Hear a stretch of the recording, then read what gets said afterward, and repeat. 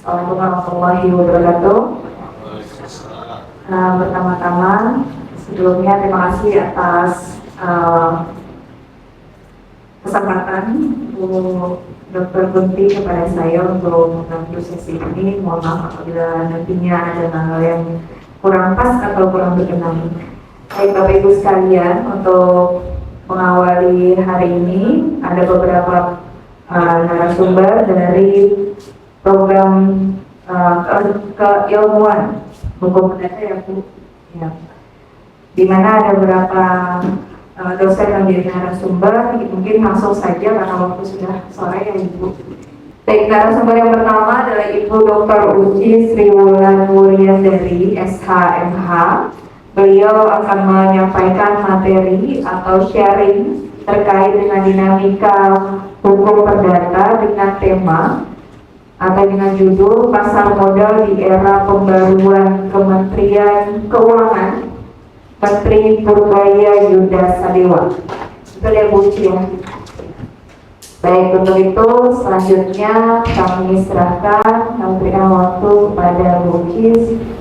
Saya langsung saja, tidak usah lagi mengulang judul karena judul termasuk panjang, tetapi bicaranya adalah tentang pasar modal di era Menteri Keuangan yang baru. Di sini kenapa saya bisa langsung ke pasar modal? Karena sebetulnya perubahan undang-undang oleh Menteri Keuangan terdahulu itu sudah terjadi di tahun 2023 dengan Undang-Undang Nomor 4 Tahun 23 yang disingkat menjadi P2SK. Di mana kalau saya membahas undang-undang tersebut itu mungkin tidak cukup bertahun-tahun karena bicaranya peraturan dan perubahan tersebut melingkupi atau mencakup pasar modal, perbankan, asuransi, dan juga jasa-jasa keuangan yang lain. Jadi di sini saya sesuai kekhususan saya yaitu pasar modal, saya akan membahas tentang bagaimana sih sekarang bicara kelembagaan pasar modal di Indonesia. Di era Menteri Keuangan yang baru ini, di sana jelas-jelas dibuka atau di apa ya namanya, dengan gaya-gaya tersendiri. Beliau mengatakan bahwa pasar modal itu adalah cerminan keuangan negara. Kenapa begitu? Karena bicara pasar modal juga merupakan wadah bagaimana sebuah perusahaan bisa memperoleh dana dari masyarakat. Disitulah juga pasar modal merupakan usaha kepercayaan seperti juga perbankan. Jadi kalau kita bicara bahwa investor yang ada di pasar modal kalau merasa tidak mempercayai pasar modal atau lembaga tersebut di Indonesia, maka investor tidak akan datang sebagaimana yang diharapkan. Oleh karena itu, pasar modal di Indonesia juga harus mencerminkan adanya keterbukaan, efisien, dan efektivitas. Di sana kita mulai merasa sebagai bangsa Indonesia, saya juga mengikuti terus aturan-aturan yang ada, gitu ya. Jadi kalau kita bicara regulasinya, gap regulasi dengan implementasi, itu regulasinya sudah sangat baik, tetapi bicara implementasinya ini suka kedodoran. Karena pengawasnya sendiri dalam artian yang sekarang ini pengawasnya tetap masih OJK, tetapi pengawasannya kurang dibilang kurang memadai, ya bisa jadi karena bicaranya dia kan harusnya lebih memperhatikan, gitu, lebih turun ke apa sih yang sudah terjadi di masyarakat. Kenapa sih pasar modal tidak lagi menjadi menjadi yang diutamakan oleh masyarakat ekonomi baik di dalam maupun di luar, karena bicaranya adalah bagaimana investor luar mau mempercayai jika kita bicara di negara kita sendiri stabilitas keamanan tidak bisa menjadi kunci atau tidak bisa dipegang gitu. Apalagi kita bicara masalah fluktuasi perekonomian di Indonesia dengan berbagai gangguan. Kita bicara juga ada demo-demo gitu ya, terus kemudian situasi politik yang tidak konstan dan tidak mendukung itu dapat menyebabkan investor baik dalam maupun luar tidak mempercayai pasar modal di Indonesia. Sekalipun kalau kita lihat data bahwa di tahun 23, kebetulan karena penelitian saya itu 23 sampai dengan 25, tetapi terakhir 25-nya itu di bulan Agustus dan September belum penuh 1 tahun 25. Jadi data yang bisa saya tampilkan adalah di tahun 23 dan 24. Saya tidak bisa secara detail itu menjelaskan menjelaskan data yang bisa saya tampilkan. Tetapi di situ saya bisa melihat bahwa sebagai efek dari kepemimpinan baru Menteri Keuangan kita, di situ bisa terlihat ada kenaikan terutama di tahun 2025 sejak Pak Menteri menggantikan Ibu Menteri. Di sini kemudian saya juga merasa optimis gitu ya di dunia pasar modal kita. Mengapa? Karena formasi tata kelola perusahaan publik, yaitu kita bicara sekalipun ada gap regulasi dan implementasi, tetapi aturan-aturannya sudah ada dan juga sudah dikeluarkan oleh OJK, ada yang sejak tahun 2017, jadi sebetulnya sudah cukup lama. Di sini ada prospek reformasi kebijakan di era Menteri Keuangan Purbaya. Saya bagi atas 5 poin, yaitu ada reformasi kerangka regulasi yang lebih risk based dan proporsional. Kemudian ada penguatan kapasitas institusional OJK dalam surveillance dan enforcement. 3 adalah reformasi struktur sanksi untuk menciptakan deterrence effect yang optimal. 4, penguatan perlindungan investor melalui mekanisme collective action dan class action lawsuit. 5, pengembangan instrumen pasar modal yang lebih diferensiatif untuk mendukung financing needs yang beragam dari dunia usaha. Sebelum itu juga bisa diperkenalkan walaupun sudah tahun 23 bahwa melalui undang-undang yang baru 4/2023 bahwa ada asas yang dituntut di dalam undang-undang tersebut, yaitu adanya asas unafia untuk diterapkan, sehingga tidak semua sanksi tersebut menjadi sanksi pidana. Ada juga sanksi administratif dan ada juga sanksi keperdataannya. Demikian kiranya yang bisa saya paparkan dalam waktu yang singkat. Terima kasih. Assalamualaikum warahmatullahi wabarakatuh. Waalaikumsalam. Salam sejahtera untuk kita semua. Terima kasih kepada Mbak Cipta selaku moderator, Ibu Ketua Penjahit Perdata, Ibu Dr. Kunti Tri Dewianti, dan Ibu Sekretaris kita, Ibu Dr. Nina Silvana, atas kesempatan yang diberikan kepada saya di sore hari ini untuk memaparkan kalau dibilang kekhawatiran, kecemasan kita terhadap adanya permasalahan hukum perdata, bagaimana hukum perdata ini terkait membaca arah dan untuk menentukan arah kebijakan ke depannya. Di sini saya coba mengangkat terkait perbandingan koperasi konvensional dengan koperasi desa merah putih, atau kita sebutnya koperasi merah putih sama aja.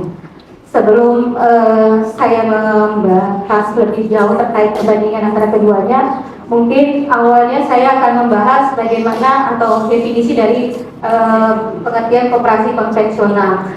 Yang saya maksud dalam tulisan saya ini, tema saya ini terkait koperasi konvensional itu adalah koperasi yang tunduk pada Undang-Undang 25 tahun 92 tentang perkoperasian, di mana undang-undang ini sebelumnya sejarahnya itu sempat dicabut dengan adanya Undang-Undang nomor 17 tahun 2020 tentang perkoperasian. Alasan dicabutnya itu adalah karena tidak sesuai dengan asas dan prinsip koperasi yang ada, sehingga MK saat itu memberlakukan kembali yang namanya Undang-Undang 25 tahun 92. Dari definisi yang ada, sebagaimana yang tertera di depan, bahwa koperasi konvensional atau yang dimaknai dengan koperasi adalah badan usaha yang beranggotakan bisa orang perorangan atau badan hukum koperasi yang dilaksanakan berlandaskan kegiatan prinsip koperasi sekaligus gerakan ekonomi rakyat yang berasaskan kekeluargaan. Dari definisi yang ada, maka kita bisa melihat bahwa unsur dari definisi tersebut, unsur dari koperasi, bahwa koperasi itu dilaksanakan atau merupakan persekutuan dari anggota. Penting bahwa namanya koperasi adalah dibutuhkan adanya anggota, kerjasama dari para anggota. Koperasi merupakan usaha bersama, tidak bisa usaha individu atau usaha berdasarkan pesanan atau intervensi dari pihak luar. Berikutnya adalah koperasi merupakan kepemilikan bersama. Jadi kepemilikan bersama, bersamanya siapa? Bersamanya adalah anggota, kepemilikan anggotanya. Maka di koperasi dikenal milik siapa? Koperasi itu pemiliknya siapa sih? Anggota. Pemilik utama koperasi adalah anggotanya. Terus koperasi juga memberikan manfaat bagi utamanya adalah ke anggotanya. Kesejahteraan itu diutamakan kepada anggotanya, baru masyarakat sekitar, dan diupayakan kepada tingkat nasional. Dalam menjalankan kegiatan perkoperasian di Indonesia ini, berdasarkan Undang-Undang 25 tahun 92 itu harus dilandaskan kepada prinsip-prinsip koperasi. Nah, prinsip koperasi ini diadopsi dari prinsip Rochdale yang berlaku secara universal di dunia. Nah, prinsip koperasi yang kita adopsi dari prinsip Rochdale itu dalam Undang-Undang 25 tahun 92 itu terdapat 7 prinsip koperasi. Saya ambil yang penting-pentingnya saja, bahwa dari prinsip koperasi itu yang utama bahwa yang namanya koperasi itu harus anggotanya bersifat sukarela, terbuka dan sukarela, dilaksanakan berdasarkan prinsip demokrasi gitu, dan ada sisa bagi usahanya, sisa hasil usahanya. Terus yang terakhir ada yang namanya kemandirian. Koperasi itu prinsip utamanya dalam menyelenggarakan itu adalah mandiri, tidak bergantung kepada badan usaha lainnya atau pada pihak-pihak lainnya. Dari prinsip koperasi yang ada, maka kita beranjak kepada bentuk-bentuk koperasi yang dikenal dalam koperasi konvensional. Koperasi konvensional itu mengenal bentuk-bentuk koperasi, ada 2 bentuk utama, yaitu bentuk koperasi primer yang beranggotakan adalah orang perorangan. Dengan aturan yang terbaru, maka orang perorangan disebutkan minimal itu 9 orang. Yang sebelumnya itu berdasarkan Undang-Undang 25 tahun 92 minimal itu 20 orang. Sementara koperasi sekunder itu koperasi yang beranggotakan badan hukum koperasi minimal 3 badan hukum koperasi. Berikutnya, setelah kita mengetahui yang namanya bentuk koperasi, kita beranjak kepada dalam penyelenggaraannya jenis-jenis koperasi itu bisa digerakkan atau bisa dijalankan, jenis usahanya apa saja sih. Dalam undang-undang itu dijelaskan bisa koperasi konsumsi, koperasi produksi, koperasi simpan pinjam, dan koperasi serba usaha. Kalau menjelaskan ini panjang, pasti saya lanjut kepada definisi. Mungkin pertentangan di sini terjadi dengan pemerintahan Pak Presiden kita, Pak Prabowo Subianto. Ada keluar instruksi Presiden nomor 9 tahun 2025, di mana diinstruksikan bahwa terbentuknya Koperasi Desa Merah Putih.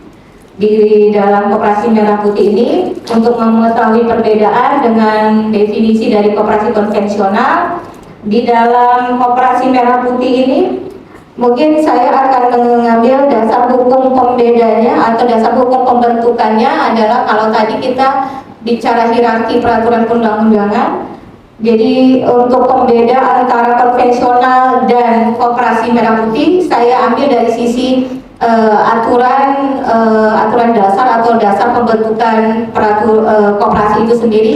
Kalau konvensional tadi kita tahu bahwa Undang-Undang 25 tahun 92. Kalau Koperasi Merah Putih ini sendiri, dasar hukum pembentukannya itu adalah Instruksi Presiden tahun 25.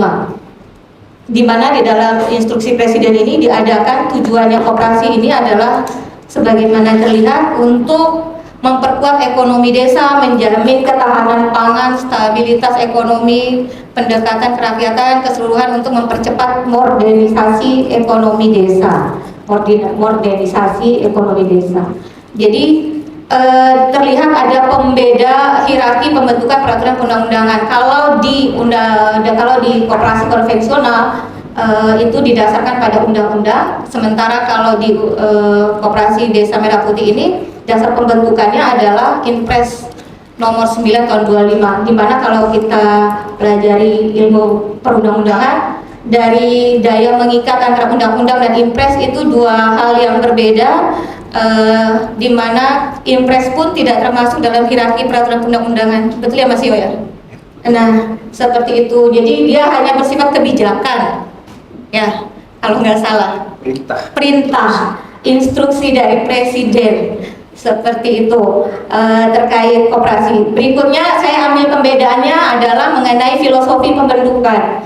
Filosofi pembentukan koperasi konvensional itu didasarkan pada, untuk membentuk koperasi konvensional itu harus berdasarkan Pancasila dan Undang-Undang Dasar. Selain itu berasaskan kekeluargaan, di mana dia mengutamakan kesejahteraan para anggota, mengutamakan keanggotaannya, dan harus dibentuk berdasarkan kesamaan ekonomi anggota, kesamaan ekonomi anggota. Sementara kalau filosofi pembentukan dari Koperasi Merah Putih itu berdasarkan Inpres adalah instruksi dari pemerintah, dalam hal ini Presiden, yang menginstruksikan kepada beberapa menteri. Artinya dalam filosofi pembentukan ini ada intervensi dari pemerintah.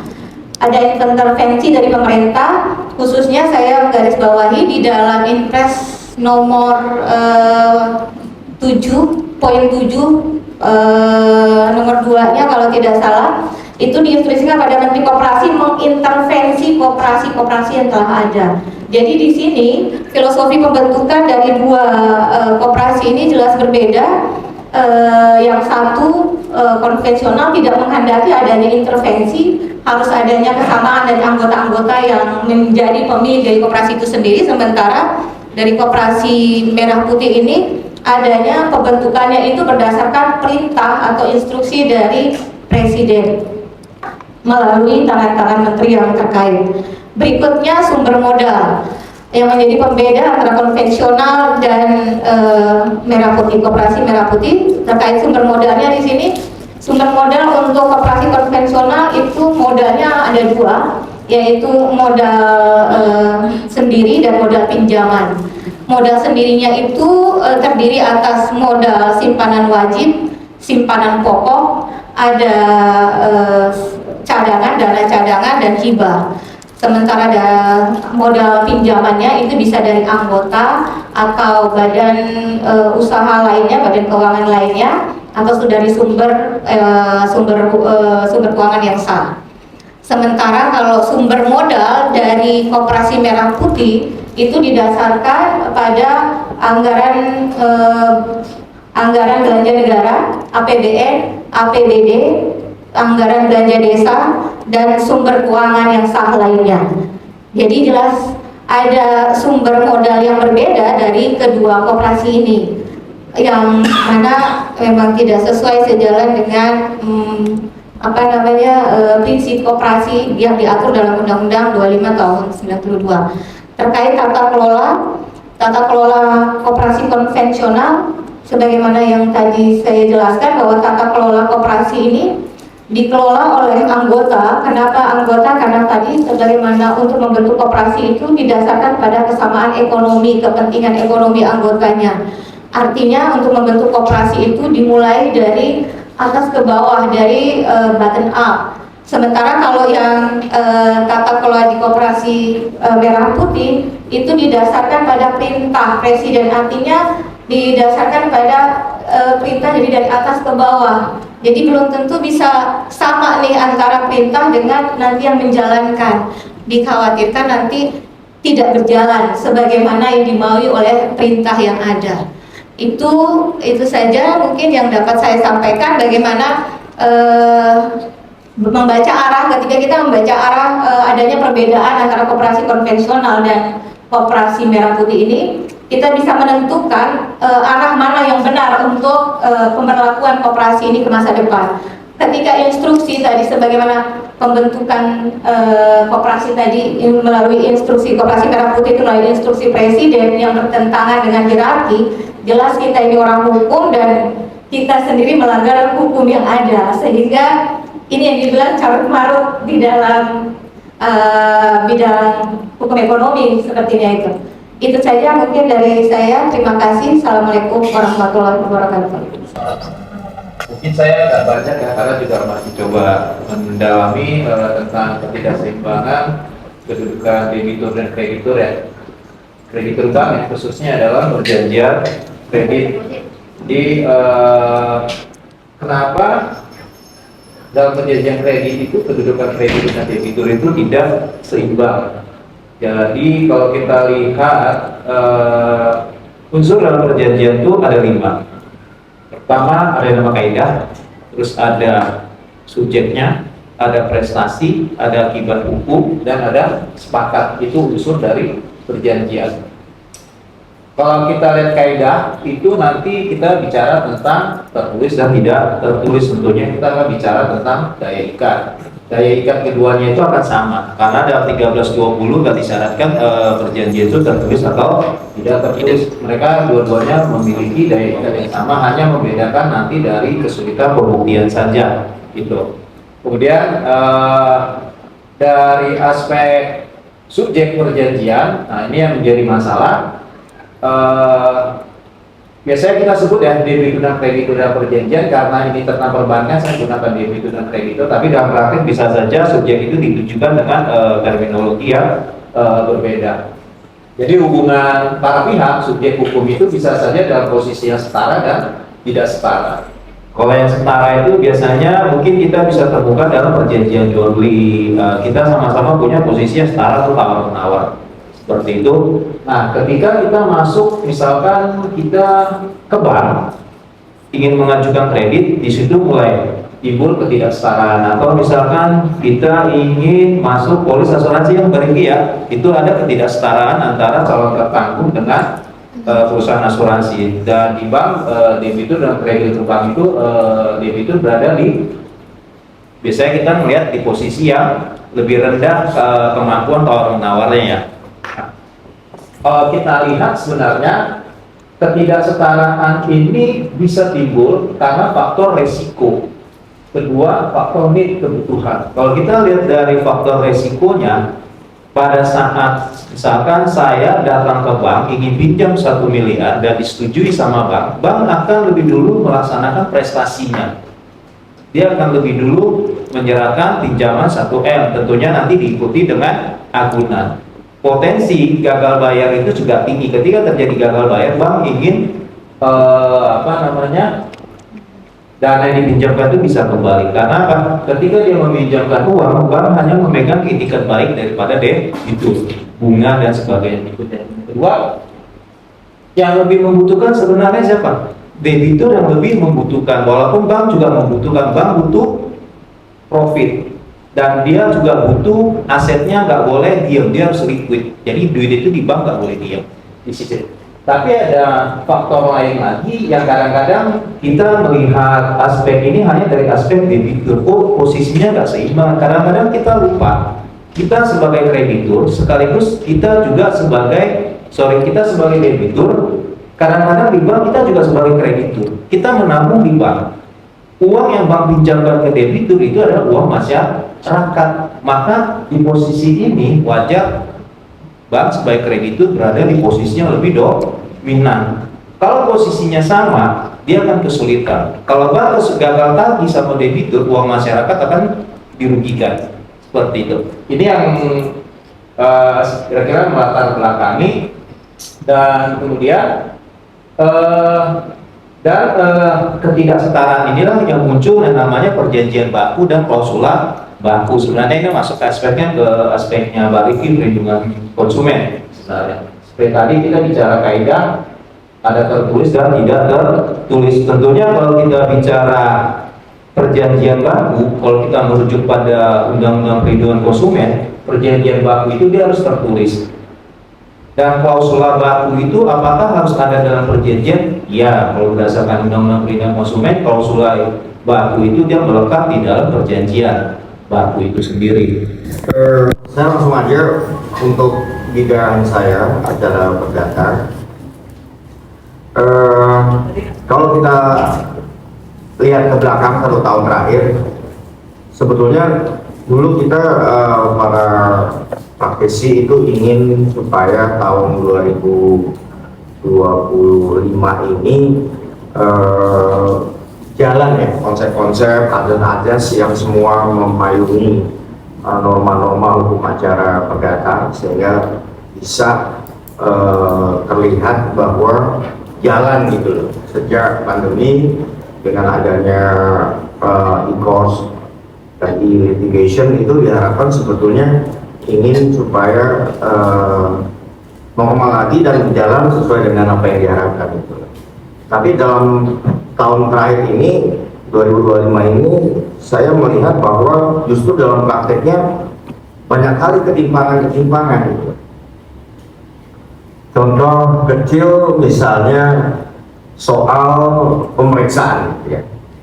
Pemeriksaan saksi, kalau ketentuannya kan dalam hukum acara itu kan dibereskan dulu saksi-saksi dari pihak penggugat.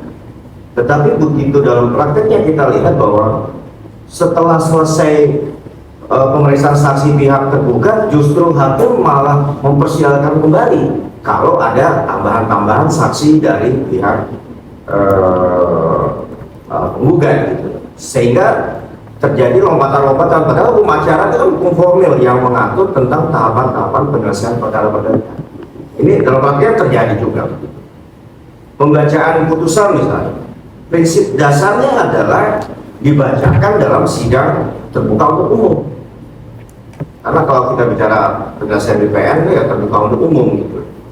Tapi setelah adanya e-course litigation, hakim malah cenderung untuk seolah-olah terbuka untuk umum, padahal dia cuma ngirim aja di sistem gitu. Para pihak lihat putusan, loh kok nggak dibacakan, cuman hanya kita mendownload putusan gitu. Tapi di dalam putusan memang tercantum kata-kata telah dibacakan di depan sidangan umum, padahal nggak ada sidang yang itu. Nah, prinsip dasar-dasar gini ternyata dalam praktek kok nggak jalan gitu loh.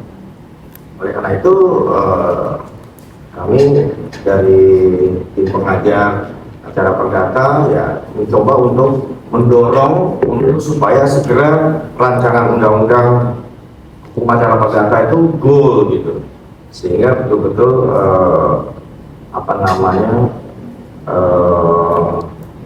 keinginan itu bisa diwujudkan. Jadi sebetulnya banyak ya azas-azas yang nggak jalan misalnya.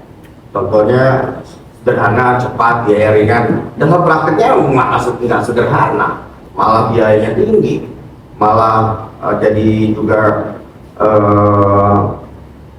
lama. prosesnya lama. Misalnya di PN aja 6 bulan tambah mediasi 1 bulan 7 bulan. Lu kalau banding 1 tahun, lu kalau kasasi paling cepat 2 tahun. Jadi yang diharapkan cepat nggak terwujud. Nah, itu ternyata di 2025 juga nggak bisa. Kecenderungannya justru makin lama kok. Jadi kalau kita refleksi di tahun ini ya nggak mengarah ke arah yang lebih baik sebetulnya. Banyak penundaan persidangan. Padahal coba kalau itu diperhatikan betul sama hakim-hakim gitu. Banyak banget sidang ditunda-tunda, baru sidang sebentar tunda-tunda. Akhirnya jadi ini hakim sebenarnya paham nggak sih sama ajarannya itu. Jadi makin lama. Upaya hukumnya juga berlapis-lapis kan, banding kasasi gitu. Kau coba nggak dipersingkat gitu, bisa nggak sih, kalau namanya juga pembaruan hukum kan, kalau bisa itu kan peninggalan yang lama-lama. Kalau bisa ini ya dipercepat lebih bagus. Ya akar masalahnya itu sebenarnya beban perkara yang tinggi, berupaya tinggi, kedisiplinan para pihak, penasihat hukum yang rendah, ketiadaan saksi tegas karena penundaan tanpa alasan yang kuat. Jadi ajas hukum itu banyak yang ditinggalkan, yang nggak dijalankan. Putusan jadi tidak efektif, loss of credibility. Hakim pasif justru menjadi pasif berlebihan malah. Hakim sering tidak mengarahkan perkara dengan baik, ketidakjelasan duduk perkara akibat kurangnya fungsi keluarga si hakim. Jadi hakim memang pasif, tapi kan bukan berarti ya semua tergantung pihaknya bagaimana. Padahal dia sebetulnya di sidang itu kan harus tegas, harus pasti gitu. Ya, ini banyak undang-undang karena tumpukan perkaranya banyak banget gitu. Nah itu di tahun ini ternyata nggak mengarah ke lebih baik. Salah satu pihak tidak hadir itu kan menunda proses. Beban pembuktian juga tidak konsisten. Hakim sering tidak menerapkan ajas ektori, income probation. Beban pembuktian kadang-kadang bergeser tanpa pertimbangan yang jelas.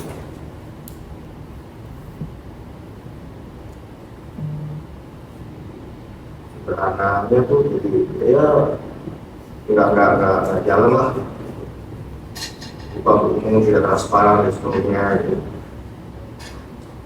Jadi dengan sistem e-cross itu sebetulnya jadi nggak transparan, jadi pihak ketiga nggak kelihatan gitu, nggak, malah yang tahu ya hanya para pihak aja jadinya. Oke, nanti kita lebih dalam lagi kalau ada yang mau didiskusikan. Saya mencoba untuk merekomend. Jadi sistem prosedur kolonial itu telah usang, ya perlu dipercepat. Dalam undang-undangnya yang penundaan sidang yang tidak terkendali itu perlu dipikirkan. Hakim pasif ya, ini data manajemen perkaranya nggak bagus. Eksekusi putusan yang lemah.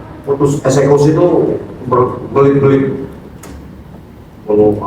Amanin dulu, keluar penetapan, baru minta sita eksekusi, keluar lagi penetapan, tuh biasa semua tuh permohonan eksekusi, baru lapangan, jadi split gitu, yang harusnya bisa jatuh aja gitu. Ini enggak, permohonan amanin dulu, penetapan, jadi memang nggak akan lebih efisien, nggak akan efektif gitu.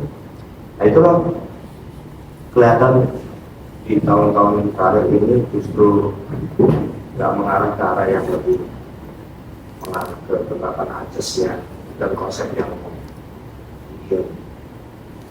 Itu bahan pemantik, mungkin nanti kita diskusikan lebih jauh. Terima kasih. Wassalamualaikum warahmatullahi wabarakatuh. Baik Bapak dan Ibu sekalian, Assalamualaikum warahmatullahi wabarakatuh. Selamat sore semuanya, salam sejahtera bagi kita semua. Terima kasih atas kesempatan yang diberikan pada refleksi akhir tahun 2025 ini. Saya coba siapkan materi, ini bukan materi kuliah sebetulnya ya. Saya sengaja buat yang mungkin cocok untuk event kita hari ini, yaitu refleksi akhir tahun 2025 hukum perdata di Indonesia dalam menjawab tantangan zaman, membaca arah, menata ulang masa depan.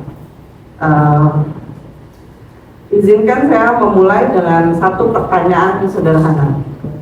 Sistem hukum perdata kita ini sedang bekerja sangat keras, tapi tidak selalu bekerja dengan secara tepat. Kalau tadi Pak Haji Odi memaparkan permasalahan dalam hukum acara perdata dengan segala curhatannya yang banyak, mungkin materi saya di sini sebagai jawabannya. Makanya tadi saya bilang saya setelah Pak Haji Odi, karena memang materinya sebetulnya saling terkait. Judul ini sengaja saya rumuskan sebagai refleksi. Ini bukan kritik ya Pak Haji Odi, bukan. Kita berbicara tentang kemandekan litigasi dan kebangkitan alternatif penyelesaian sengketa, dua fenomena yang terjadi bersamaan dan saling menjelaskan. Pertanyaan yang ingin saya ajukan di awal ini, bukankah apakah litigasi itu masih penting? Karena jawabannya ya jelas masih, sangat masih penting. Melainkan apakah arsitektur penyelesaian sengketa perdata kita ini masih sejalan dengan karakter sengketa masyarakat pada hari ini? Access to justice.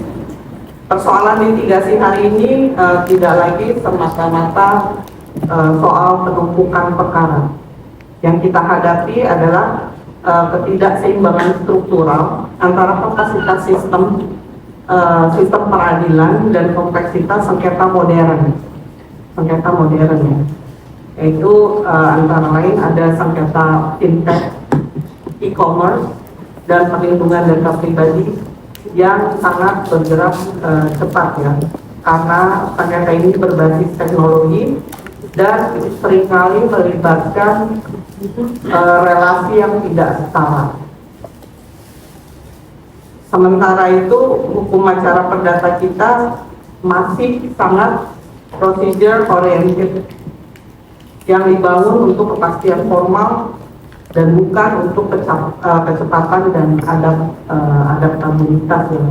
Nah, di sisi lain model litigasi yang adversarial cenderung memperdalam konflik. Di dalam banyak perkara perdata, relasi para pihak ini justru makin rusak setelah putusan dijatuhkan. Nah, ini membawa kita pada satu kesimpulan yang penting, bahwa tidak semua sengketa membutuhkan putusan. Ada sebagian sengketa, sebagian besar yang membutuhkan penyelesaian. Kalau tadi curhatannya permasalahan di hukum acara perdata seperti yang Pak Haji Odi bilang, hakim yang kadang-kadang hadir, kadang-kadang enggak, batas waktu persidangan yang lama ya, yang harusnya murah jadi mahal, yang putusan tinggal di-download tanpa dibacakan. Nah, itu semua problem-problem yang sebetulnya APS ini, alternatif penyelesaian sengketa ini adalah jawabannya. Karena dari segi waktu, dari rulesnya, pembacaan putusan, pemilihan hakimnya itu sudah diatur dalam undang-undangnya. Jadi yang tidak ada di litigasi di APS ini justru tersedia. Nah, itu next slide. Kapan?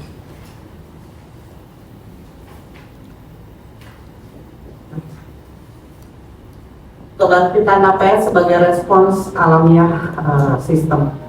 Dalam konteks inilah kebangkitan dari alternatif penyelesaian sengketa perlu dipahami bukan sebagai tren alternatif melainkan sebagai respons fungsional terhadap keterbatasan litigasi. Jadi harusnya 2025 ini akan menjadi titik balik, nanti di 2026 diharapkan alternatif penyelesaian sengketa yang bukan jadi alternatif lagi, justru harusnya sejalan dengan litigasi.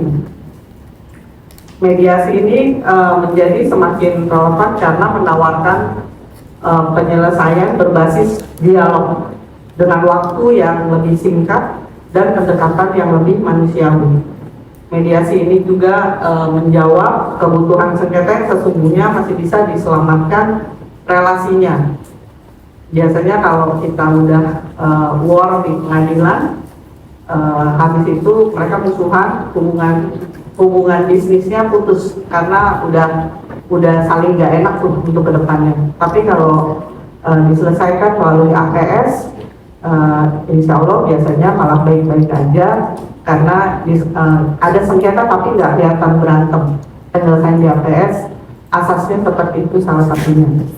Nah, yang kedua arbitrase, khususnya di sektor korporasi ya, ini berfungsi sebagai mekanisme kepastian yang fleksibel, final dan mengikat.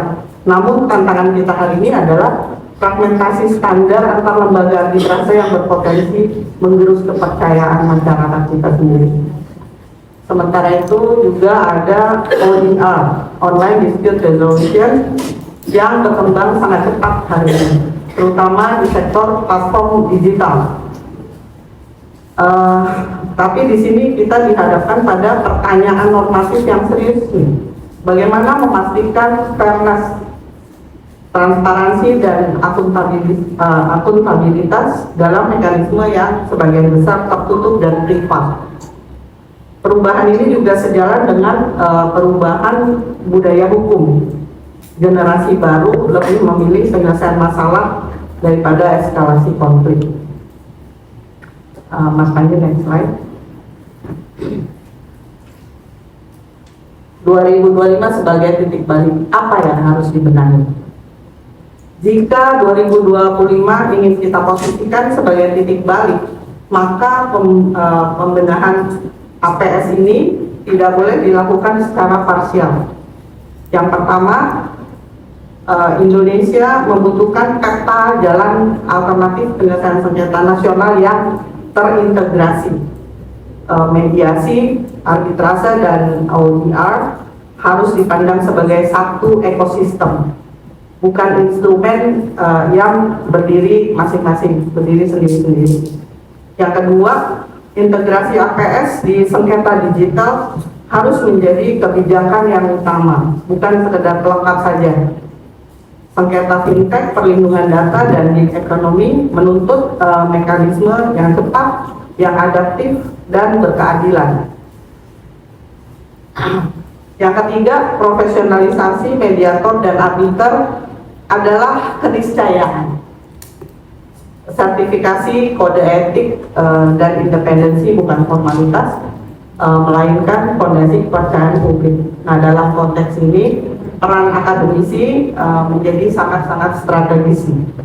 Fakultas hukum tidak hanya bertugas mengajarkan hanya pada norma dan prosedur saja, tetapi juga kita berkewajiban untuk membentuk arsitek penyelesaian sengketa perdata di masa depannya. Sebagai kesimpulan, saya ingin menegaskan bahwa litigasi tidak akan dan tidak boleh ditinggalkan. APS ini tetap, maksud saya litigasi ini tetap menjadi pilar kepastian hukum. Namun ketika semua sengketa dipaksakan masuk ke suatu kanal yang sama, dalam hal ini peradilan konvensional, yang kita hasilkan itu justru bukan keadilan yang efisien, malah melainkan kemacetan sistemik. Tantangan hukum perdata ke depan ini bukan memilih antara litigasi atau alternatif penyelesaian sengketa, melainkan menata ulang keseimbangan keduanya agar sistem perdata tetap relevan, adil, dan responsif terhadap perubahan zaman. akhirnya saya tutup dengan satu pernyataan bahwa ukuran kematangan sistem perdata bukan pada banyaknya perkara yang diputus, melainkan pada seberapa banyak konflik yang berhasil diselesaikan. Terima kasih. Wassalamualaikum warahmatullahi wabarakatuh. Baik, Assalamualaikum warahmatullahi wabarakatuh. Salam sejahtera bagi kita semua. Pada hari ini kita berkumpul untuk membicarakan sesuatu yang luar biasa, yaitu refleksi 2025. Saya mau menggambarkan sedikit apa yang terjadi di media massa.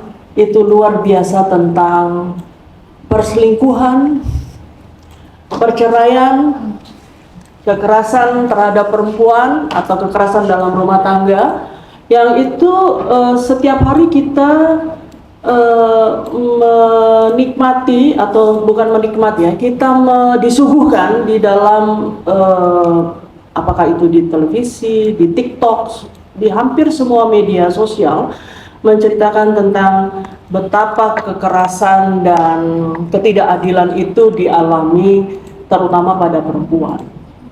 Oleh sebab itu, pada kesempatan ini saya ingin melihat kedudukan perempuan di dalam hukum keluarga.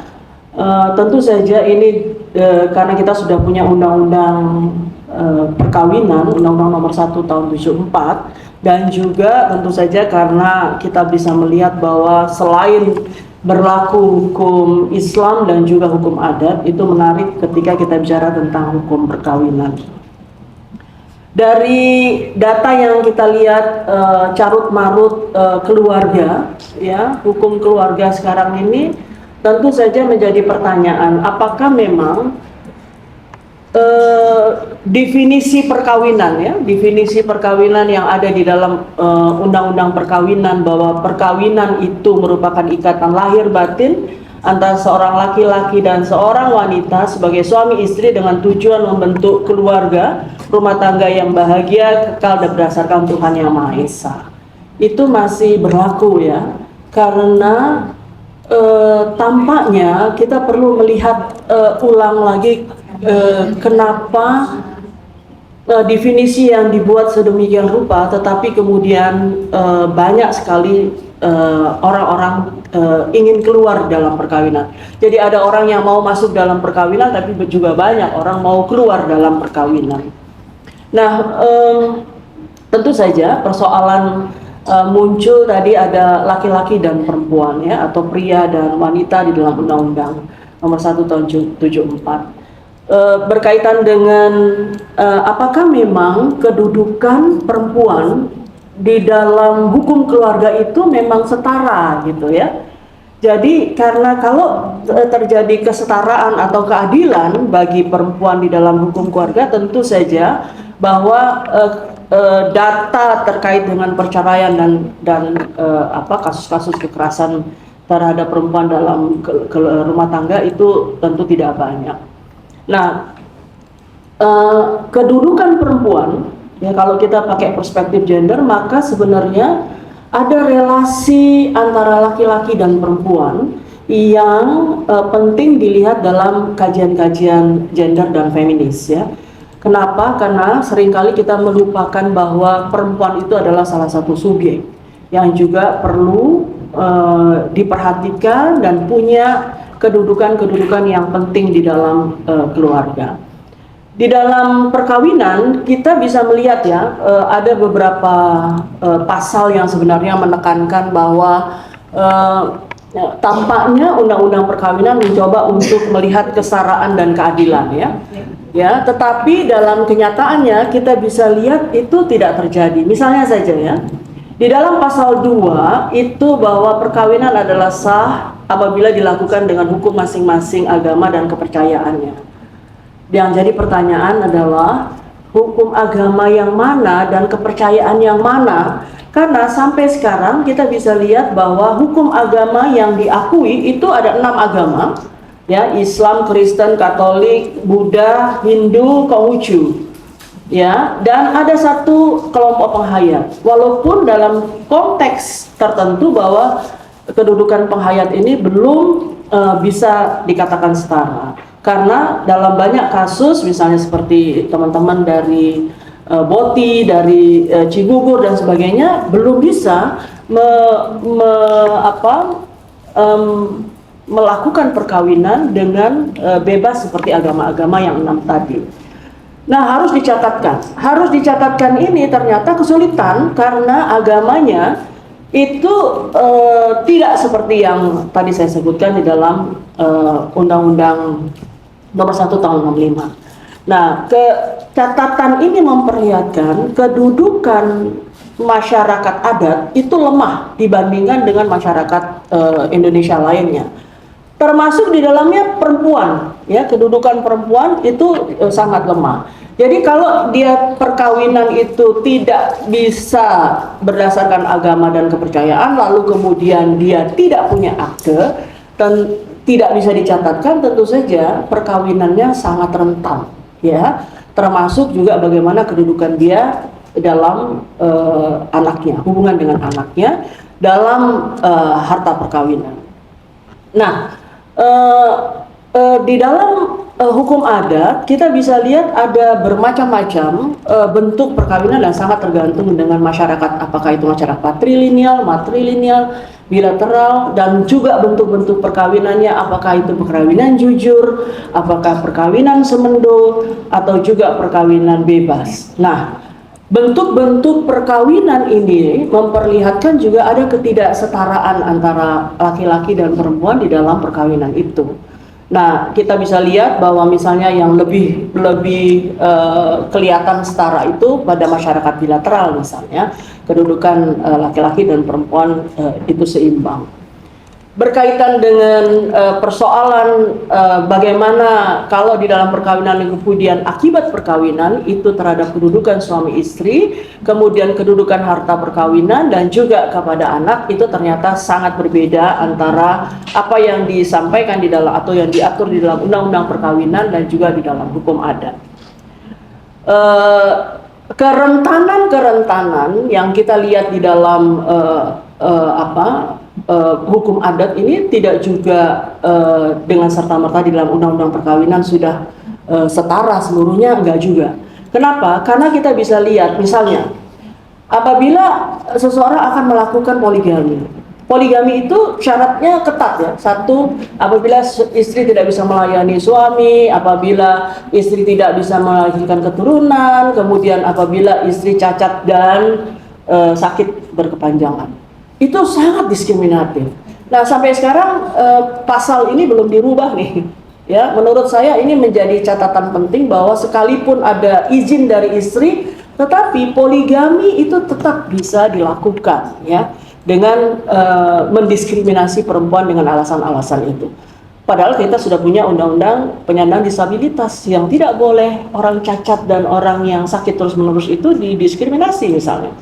Nah, dari catatan-catatan itu kita bisa lihat bahwa kekerasan terhadap perempuan di dalam perkawinan semakin hari semakin meningkat, dan kita bisa lihat apakah itu dari kekerasan fisik, psikis, penelantaran, ke seksual, ya. Jadi di dalam perkawinan bukan tidak mungkin terjadi kekerasan seksual yang selama orang menganggap bahwa itu tidak mungkin, tapi itu terjadi dalam kekerasan seksual dalam perkawinan.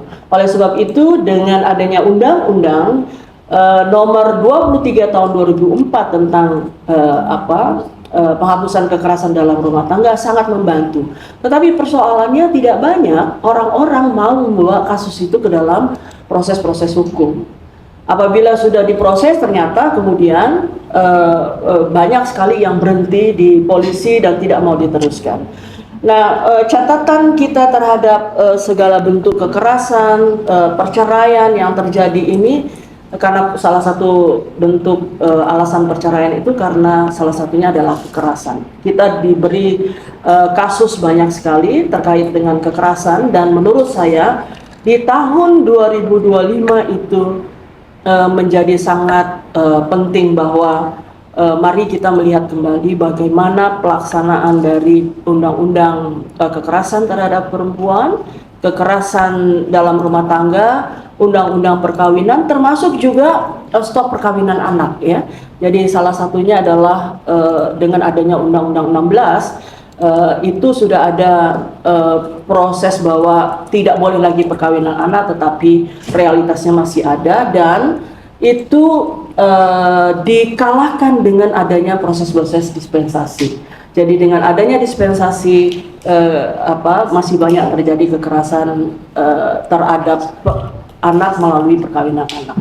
Saya pikir sementara dari ke depan tentu saja tadi perhatian kita terhadap persoalan-persoalan itu perlu diangkat, dan salah satunya adalah akademisi mencoba untuk berkontribusi terhadap bagaimana stop kekerasan di dalam perkawinan atau di dalam rumah tangga.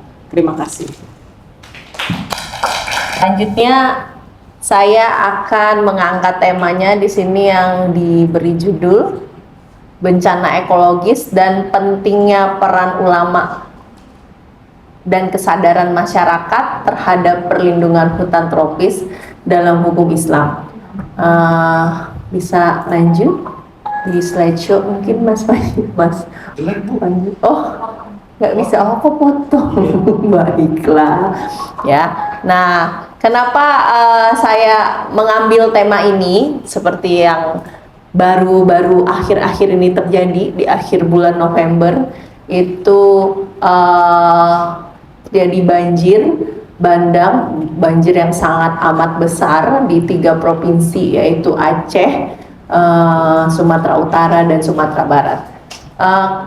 Kita perlu kembali melihat ini data yang saya dapatkan 2018, belum saya dapatkan lagi data 2025-nya, bahwa Indonesia itu yang mungkin Bapak Ibu dan kita semua tahu bahwa Indonesia yang dari dulu selalu dikatakan sebagai salah satu paru-paru dunia.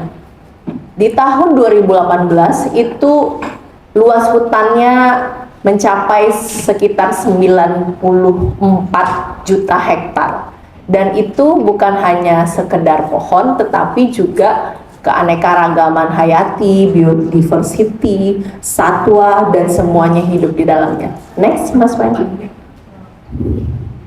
Nah, sementara itu jauh sebelum hari ini kita lihat banyak banjir bandang terjadi di mana-mana, itu sebenarnya tanpa kita sadar itu alam sudah memberikan sinyalnya. Seperti apa? Beberapa tahun belakangan setiap kali di musim yaitu musim-musim panas, bukan musim hujan, banyak sekali terjadi pembakaran hutan. Dan itu bagi yang mungkin ada di Kalimantan atau Sumatera, seperti sudah kalau udah musim panas tuh udah asap, udah beterbangan tuh debu-debunya asap ya. Dan itu mempercepat deforestasi. Artinya saat itu asap ada di mana-mana, kita sudah harus di warning, menyadari bahwa akan terjadi sesuatu yang lebih besar dari dampak pembakaran itu sendiri. Kita lanjut, kita lihat realitasnya saat ini, bahwa dari yang akhir November sampai bahkan yang saya tahu dari saudara-saudara di Sumatera, sampai hari ini masih terjadi hujan dan korban jiwanya makin bertambah. Lanjut, Mas Panji. Nah, ini Bapak Ibu bisa lihat di gambar. Ini adalah gambarnya saya ambil dari Kompas. Kalau Bapak Ibu membaca koran Kompas itu, Bapak Ibu akan bisa melihat perubahan time schedule-nya dari sebelum 2024. Bahwa tadinya itu sekitar tahun 2020 itu semua masih hijau Bapak Ibu. Tapi sekarang Bapak Ibu bisa lihat bahwa yang kuning itu adalah hutan yang dibuka untuk lahan sawit, tambang, dan lain-lain. Nah, lanjut. Nah, ancaman apa yang akan terjadi berikutnya setelah hari ini kita melihat banjir, itu bukan hanya banjir saja yang akan terjadi, tapi juga ada ancaman karena hutannya hilang, maka akan muncul pandemi yang lebih besar daripada yang kita lihat kemarin di COVID-19. Kenapa? Karena deforestasi itu menyebabkan semua satwa yang ada di hutan, dia harus keluar dari hutannya. Kemudian dia masuk ke perumahan warga, masuk ke lingkungan-lingkungan kita, dan dia akan menyebarkan virus-virus baru dan penyakit-penyakit baru. Dan yang sudah kita lihat bahwa kita yang tinggal di Jabodetabek saja, kalau orang peneliti itu bilang kita keluar menghisap udara itu sudah sama dengan menghisap 11 rokok per hari. Seperti itu yang kita berikan kepada paru-paru kita setiap hari. Lanjut. Nah, lalu bagaimana dengan hukum Islam? Sebenarnya jauh sebelum ini semua terjadi, di tahun 500 Masehi saat Al-Quran turun, itu Allah sudah memperingatkan bahwa Allah katakan bahwa Allah sudah menata bumi ini dengan sedemikian rupa, 70%-nya itu adalah lautan, air, 30%-nya daratan, dan Allah peringatkan janganlah kamu berbuat kerusakan di muka bumi setelah diciptakan Allah dengan baik. Dan Allah juga memerintahkan bahwa manusia itu diciptakan di muka bumi adalah sebagai pemakmurnya bumi. Artinya manusia sebagai khalifah di muka bumi harusnya memanfaatkan dengan memakmurkan bumi, bukan merusaknya. Lanjut. Nah, dalam teologi, dalam prinsipnya Islam, harus difahami bahwa bumi ini itu bukan warisan orang tua, tapi bumi itu adalah amanat, titipan dari Allah dan titipan dari anak cucu yang harus dijaga supaya keberlangsungannya tetap baik. Dalam Islam itu ada prinsip yang namanya keseimbangan, bahwa manusia punya keseimbangan untuk mengatur bumi supaya tidak terjadi bencana ekologis yang kita lihat saat ini. Dan itu sudah tadi ada diperingatkan di surat Al-A'raf. Lanjut. Nah, apa yang perlu diketahui bahwa pada konsepnya di dalam hukum Islam itu Rasulullah pernah bersabda, manusia itu berserikat artinya memiliki hak bersama dalam kepemilikan air, pada rumput, api, dan energi. Nah, hutan itu adalah milik atau amanah dari Allah yang tidak boleh dimonopoli untuk kepentingan atau keuntungan segelintir orang yang justru merugikan orang banyak. Ini sebenarnya sudah tertuang di dalam Undang-Undang Dasar di pasal 33. Tapi hari ini kita lihat bahwa pasal itu hanya sekedar pasal, sementara keuntungannya diperoleh oleh kelompok tertentu dan kerusakan alamnya tidak dipertanggungjawabkan sama sekali. Lanjut. Nah, lalu apa yang bisa kita lakukan? Kita bisa melakukan dari hal-hal yang mungkin bukan hal besar, hal terkecil. Seperti di dalam Islam itu, orang-orang itu biasanya lebih mau mendengarkan ulama. Kalau di dalam Islam itu yang ceramah, khutbah Jumat, dan juga kalau bulan Ramadan itu banyak ustadz yang khutbah sholat taraweh. Tapi jarang sekali ada ustadz yang berbicara tentang lingkungan. Ini perlu menjadi perhatian. Kenapa? Karena masyarakat justru lebih dekat, merasa dekatnya itu dengan ustadz, misalnya das aktif atau siapa. Tapi sayangnya ustadz yang ada di Indonesia kebanyakan ceramahnya itu berisi tentang ibadah atau muamalahnya masalah jual beli dan lain-lain. Tidak ada atau jarang sekali ada satu dua yang berbicara tentang lingkungan, yang mengingatkan dan menyadarkan masyarakat bahwa ini sudah darurat dan artinya kita harus mengembalikan lagi, memperbaiki keadaan, memperbaiki hutan itu. Lanjut. Nah, lalu ini temanya Bu Bunti dan Barina, bahwa harus kita akui bahwa ternyata masyarakat adat itu menjaga hutan lebih baik daripada negara itu sendiri. Kenapa? Karena di masyarakat itu punya pola-pola yang justru sejalan dengan alam. Saya bisa beri Contoh di daerah saya sendiri di Sumatera Barat, itu tidak setiap hari orang boleh memanen ikan di sungai. Mereka mengenal yang namanya memanen ikan itu ikan larangan. Artinya baru boleh dipanen itu dalam 1 tahun sekitar 1 atau 2 kali, dan itu mereka memberikan masa perkembangbiakan ikan. Begitu juga mereka mengelola hutan. Artinya apa? Karena kita sudah tahu bahwa masyarakat adat menjaga lebih baik hutan-hutannya daripada negara itu sendiri. Artinya negara harus memberi tempat untuk mereka. Dan sampai saat ini undang-undangnya belum juga disahkan, begitu ya Bu Tia. Lanjut. Nah, lalu bagaimana dengan kita, mahasiswa, dosen, dan masyarakat pada umumnya? Artinya perlu kolaborasi semua pihak, sekolah, pemerintah, dan komunitas, menyadarkan melakukan hal-hal terkecil. Misalnya kita dari diri sendiri, kita sudah tahu bahwa tisu yang kita gunakan itu adalah pohon, mulai memperkecil dari hal-hal seperti itu, dan juga kita sudah tahu bahwa kita menggunakan print paper juga adalah pohon. Belum lagi kita mungkin harus memperbaiki ke diri sendiri, belanja ya kan online terus itu kardus yang dikirim juga dari pohon. Artinya kita perlu melakukan gerakan itu adalah dari diri kita masing-masing sendiri, lalu mungkin mulai dengan hal kecil, menanam pohon di mana saja yang bisa kita tanam. Termasuk sekarang itu yang kami rekomendasikan dalam hukum Islam itu adalah, hukum Islam itu di ekonomi Islam punya satu mekanisme namanya wakaf link sukuk, yaitu sukuk yang diperjualbelikan tetapi di akhirnya menjadi kepemilikan wakaf untuk membangun kembali hutan-hutan Indonesia. Artinya apa? Hutan itu bukan lagi milik pemerintah, tapi kalau wakaf sudah kembali milik Allah dan pemerintah, tidak boleh ganggu-gugat. Karena hari-hari ini kita bisa lihat bahwa masyarakat sudah kehilangan kepercayaannya kepada pemerintah yang menetapkan hutan lindung dan konservasi, tapi dirusak sendiri. Begitu dari saya, cukup sekian dan terima kasih.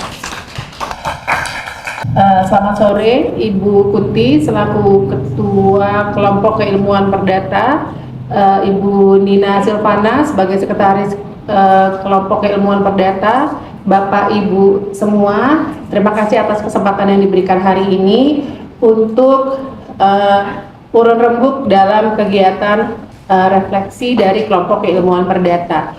Jadi agak gelap ya PPT saya, karena bicara tentang nature gitu, akhir-akhir ini agak gelap pandangan kita, sehingga memang ini sengaja dibuat gelap gitu. Judul diskusi hari ini, tema yang saya ambil itu adalah tentang bagaimana kita memahami Indigenous and Local Communities Concept Area atau disingkatnya ICCAS gitu. Ini sebenarnya berima dengan pemaparan dari Ibu Rani sebelumnya. Kalau tadi Ibu Rani sempat memandang kondisi akhir-akhir ini di Indonesia, bencana alam itu dari perspektif teologi, dari hukum Islam, lalu menyangkutkan kepada kemampuan masyarakat adat untuk melestarikan alamnya. Nah, kami dari tim hukum adat itu ingin memberikan tawaran gitu, bagaimana agar masyarakat hukum adat itu bisa lebih bersinergi dalam hal konservasi sumber daya alam. Oleh karena itulah hari ini kami propose judul bagaimana kita memahami konservasi berdasarkan pengetahuan tradisional masyarakat, gitu bahasa Indonesianya. Next, Mas Panji. Ganti PPT aja ya. Iya.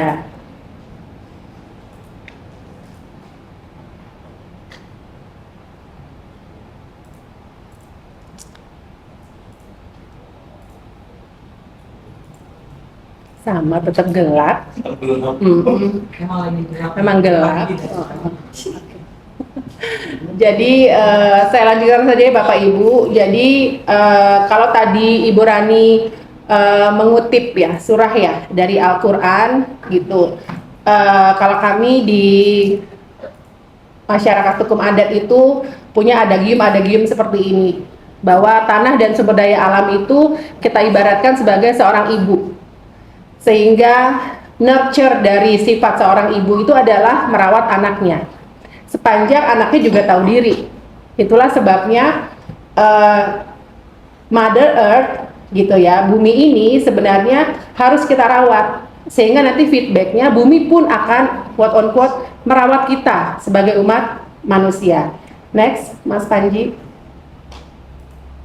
Oke.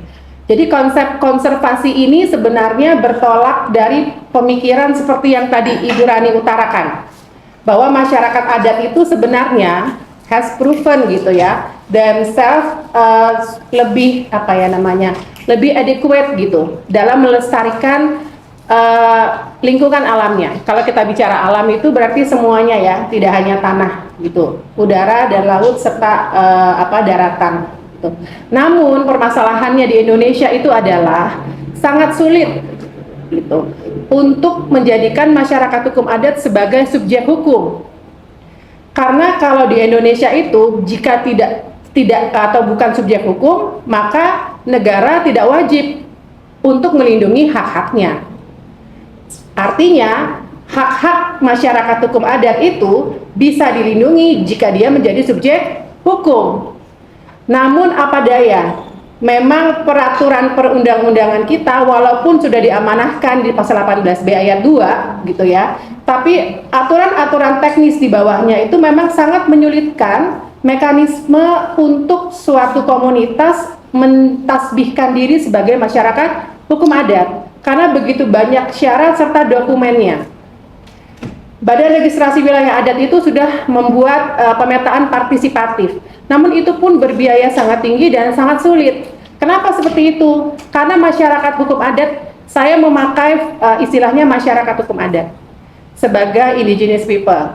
Kalau orang mengkonsepkan berbeda itu tidak apa-apa, karena memang sampai saat ini diskursus tentang masyarakat hukum adat itu pun kami masih bertengkar apa yang dimaksud atau siapa yang dimaksud sebagai masyarakat hukum adat. Jadi kembali lagi, pemetaan partisipatif itu sangat sulit karena dibuktikan dengan bukti-bukti formil dan material. Sedangkan masyarakat hukum adat itu kalau melihat batas-batas wilayah itu berdasarkan batas-batas alam. Di sebelah kanan pohon karet, 10 tahun kemudian pohon karetnya sudah diganti oleh pohon jambu, sehingga nggak jadi wilayah. Nah, itulah sulitnya.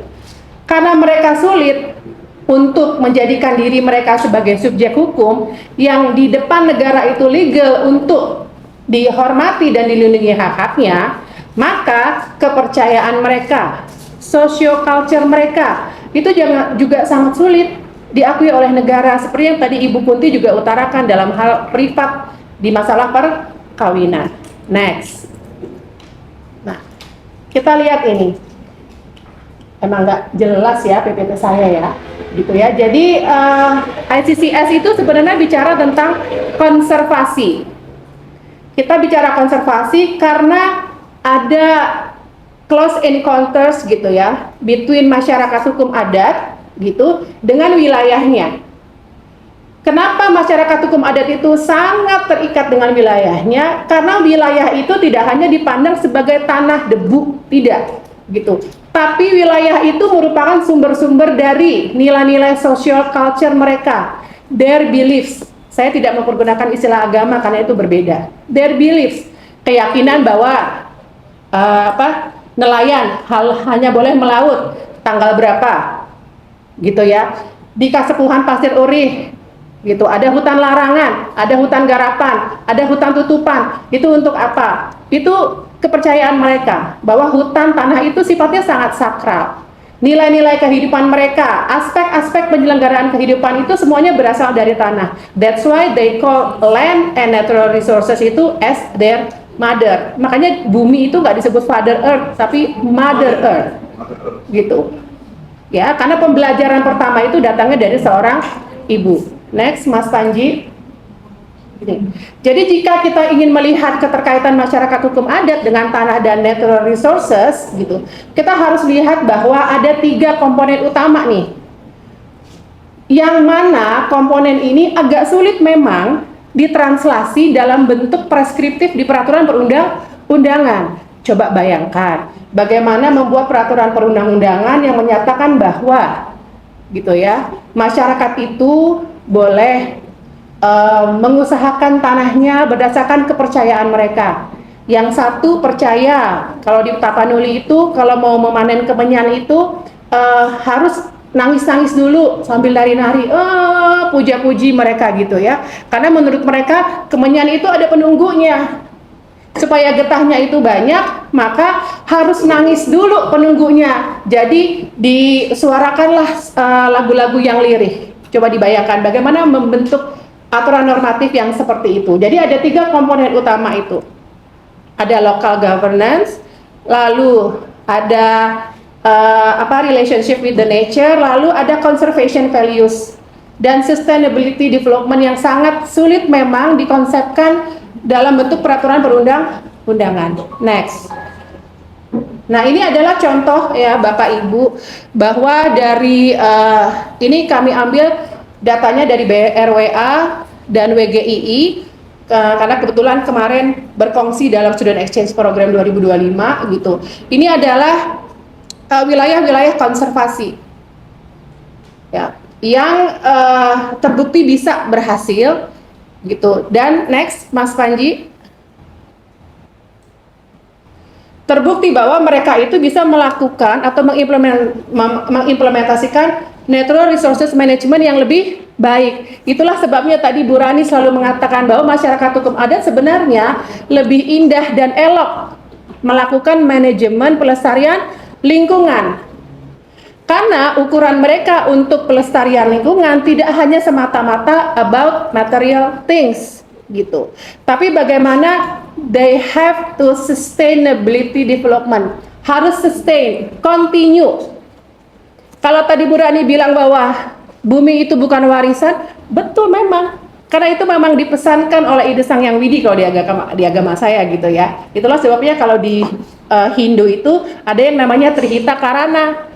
Hubungan manusia itu memang harus harmonis dengan Tuhannya. Jadi tidak semata-mata ngomongin Tuhan melulu gitu ya, dengan sesamanya. Lalu dengan lingkungan alamnya. Jika 3 hubungan ini ada satu yang clash aja, maka let the earth speak.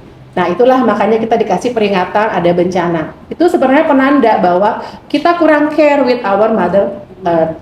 Gitu. Ini contoh-contohnya ya, misalnya kalau di Bali itu ada alas Mertajati, di Dayak itu ada namanya Tanah Ulen. Jadi mereka memang mengklasifikasi wilayahnya mereka itu, termasuk penggunaannya. Dan ini memang selalu dibangga-banggakan kalau dalam penggiat konservasi ya. Ini salah satu contoh yang sangat baik. Next. Nah, ini contoh-contohnya. Kok gelap sekali ya PPT saya ya. Ini padahal udah dibuat dengan baik gitu. Ini contoh-contohnya bahwa terbukti dengan menerapkan konservasi berbasis traditional knowledge gitu ya. Alam itu lebih ramah, nggak langsung lestari banget sih gitu, tapi lumayan lebih ramah gitu. Next, yang terakhir simpulannya itu adalah sebenarnya pada saat kami ya, atau kita gitu ya menemukan kesulitan untuk menjadikan masyarakat hukum adat itu sebagai subjek hukum yang notabene nanti negara memiliki kewajiban untuk melindungi hak-hak kami gitu. Sebenarnya gitu masih ada ruang-ruang yang terbuka. Walaupun memang agak sulit karena kalau bicara konservasi itu banyak syaratnya. Salah satunya itu ada biodiversity. Biodiversity. Jadi harus ada keanekaragaman. Itu hayati. Gitu. Dan itu agak sulit, tapi bukannya tidak bisa, karena contoh-contohnya itu sudah berbicara bahwa dengan bentuk konservasi berbasis pengetahuan tradisional itu sebenarnya masyarakat lebih bebas ya melakukan natural resources management itu berdasarkan nilai-nilai mereka. Sebenarnya saya kurang suka memakai istilah tradisional karena kalau bicara tradisional itu karena kayaknya sesuatu yang kuno ya, old school, history, tidak keren. Padahal tradisional ini mereverse pada bagaimana mereka itu secara kontinu melestarikan nilai-nilai mereka.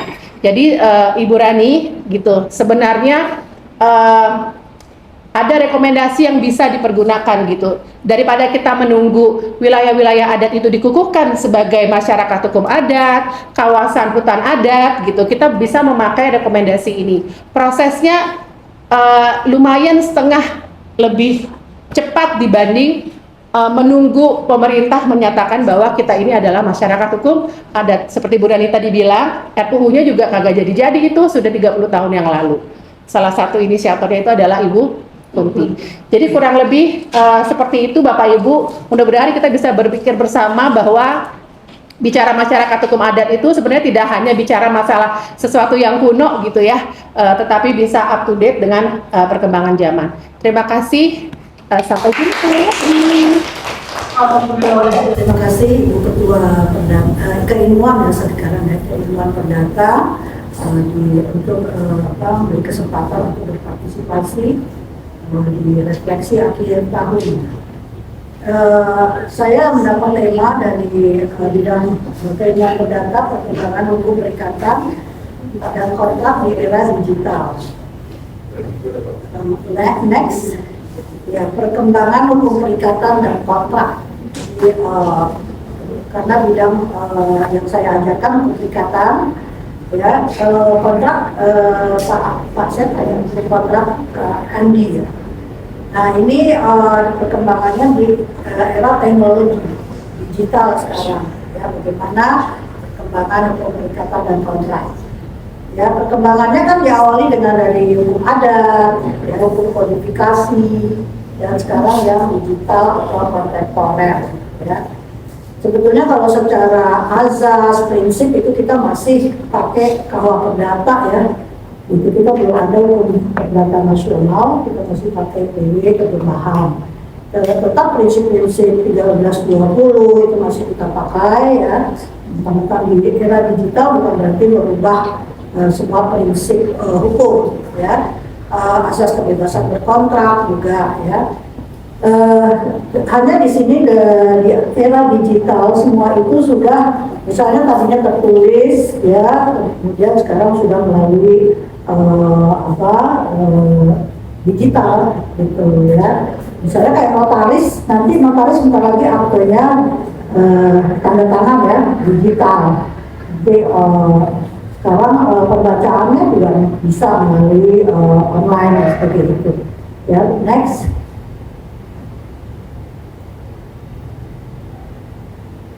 Ya, kontrak. Kalau kontrak itu pasti tertulis. Ya, perikatan itu kan ada perjanjian itu bisa tertulis, tidak tertulis. Nah, tertulis ini kita sebut kontrak. Ya, tidak tertulis kan bisa kalau kita beli ke pedagang kayak itu kan tidak ada tertulis. Nah, ini yang berkembang kontrak.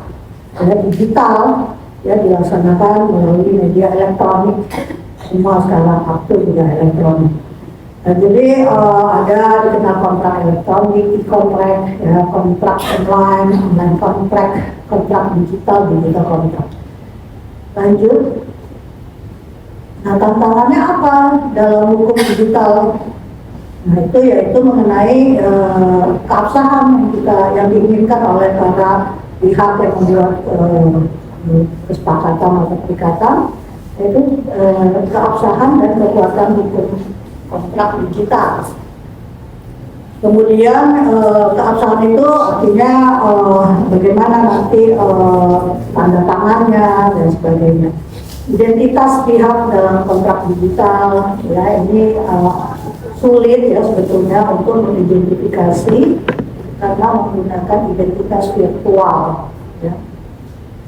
Nah, itu identitas yang digunakan di dunia digital ya, identitas virtual seperti apa, username, email ya, nomor akun kayak gitu ya, itu identitas virtual ya yang digunakan dalam berinteraksi di dunia digital. Misalnya berbelanja online, main game, itu pakai identitas virtual ya. Kemudian perlindungan hukum konsumen dalam kontrak digital, nah itu Bu Rifki ini nanti ya. Nah, seringkali tidak memiliki perlindungan yang sama dengan konsumen dalam tradisional, begitu Bu Rifki. Kemudian penyelesaian sengketa dalam kontrak digital. juga ini menjadi tantangan ya, menjadi sulit, terutama jika melibatkan pihak dari negara yang berbeda ya. Nah, ini tantangan yang masih kita harus hadapi. Keterbukaan informasi pada kontrak digital seringkali tidak transparan sehingga sulit untuk memenuhi syarat dan ketentuan. Next.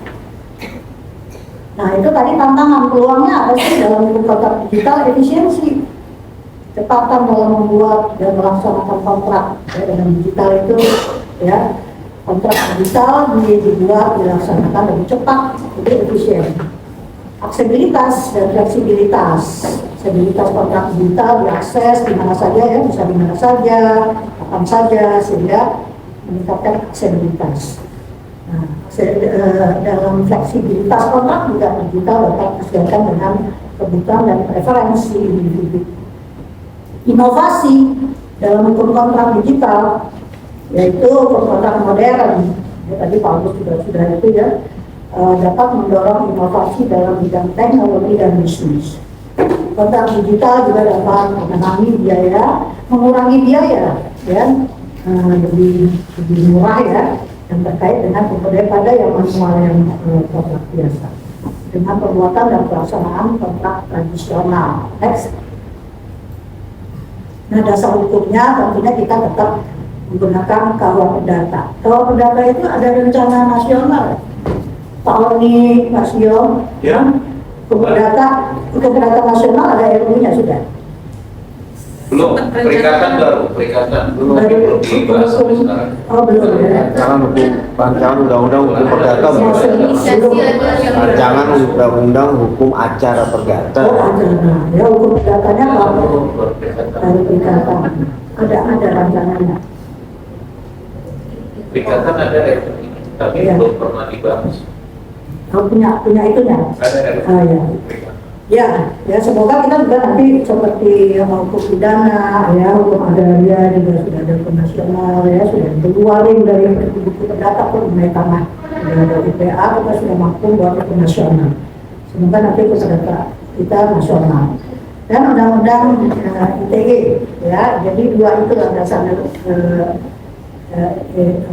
dasar hukum kontrak digital. Ya, sehingga hukum kontrak transaksi digital itu cabang hukum mengatur apa. Kalau udah hukum itu mengatur hubungan hukum antara para pihak yang terlibat dalam transaksi digital.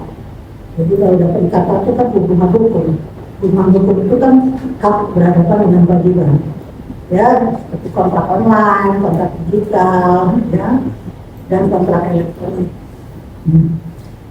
Kemudian perlindungan hukum kontrak digital untuk memberikan perlindungan hukum dan kepastian hukum, ya, bagi para pihak yang terlibat dalam transaksi digital.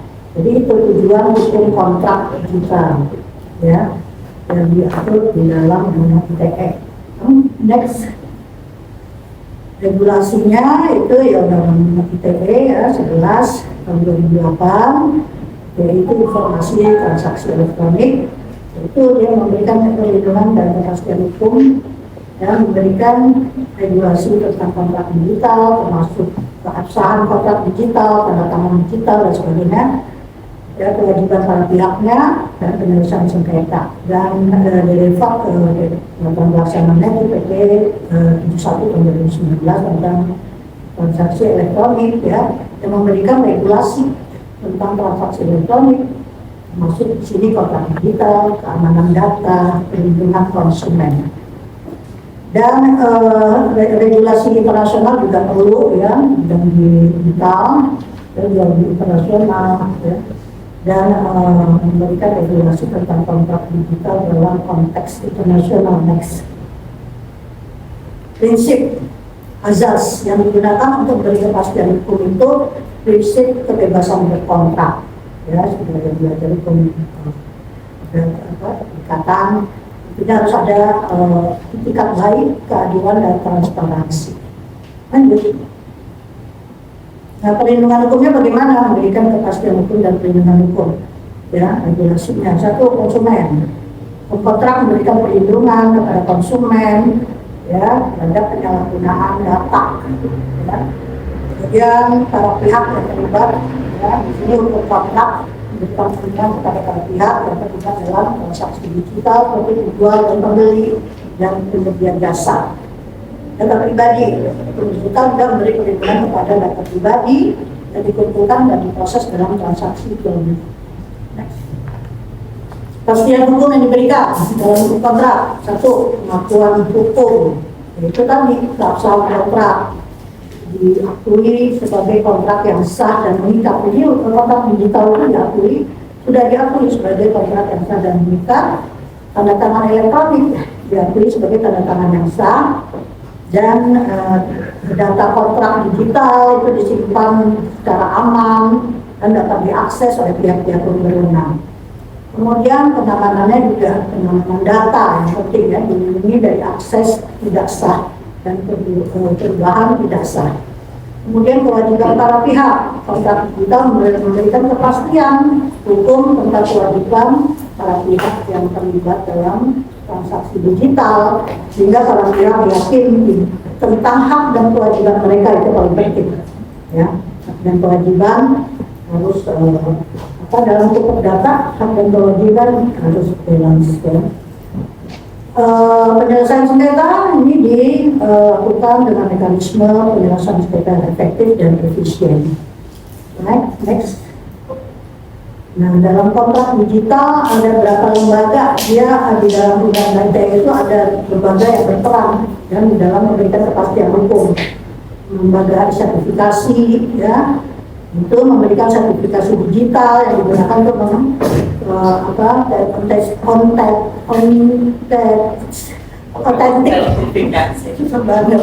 mengotentifikasi identitas para pihak. Itu ada lembaganya, dan ada lembaga penyelesaian sengketanya, ya, efektif, efisien, dan lembaga pengamanan data. Next.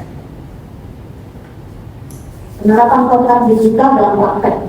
Nah, ini sudah banyak digunakan dalam praktek, seperti jual beli online, ya, yang sering kita lakukan, kontrak kerja yang ditandatangani secara elektronik, ya, kesepakatan antara pengguna dengan platform digital, ya, seperti fintech, dan marketplace.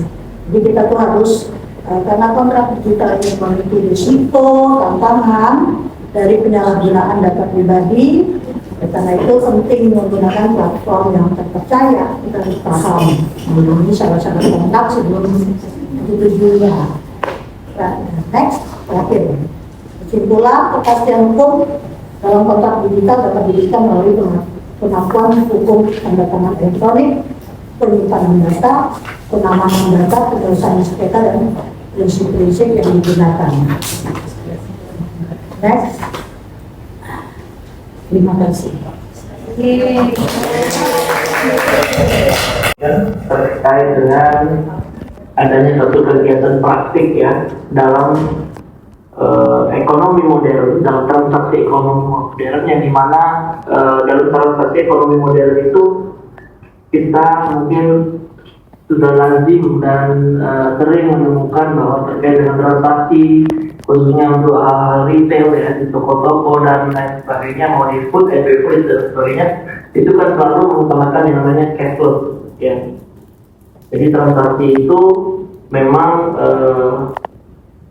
dengan seiring berjalannya waktu dan digitalisasi yang ada, kegiatan untuk transaksi jual beli, terus kemudian hal-hal yang bersifat retail itu selalu diidentikan atau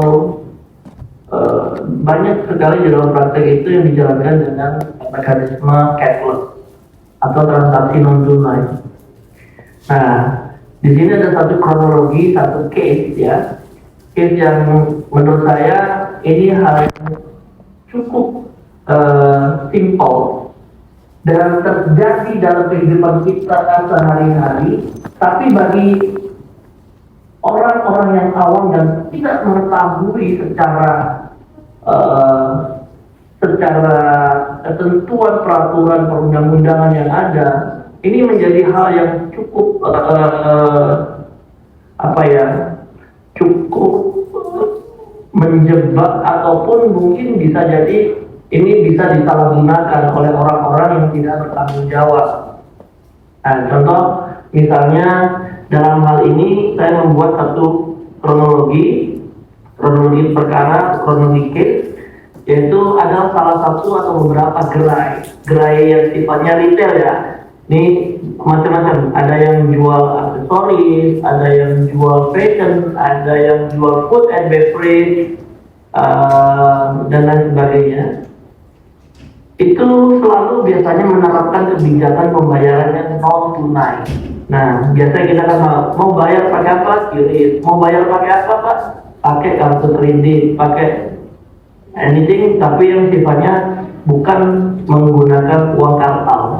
Nah, jadi konsumen ini ingin membayar menggunakan rupiah tunai. Nah, tapi ya ini kembali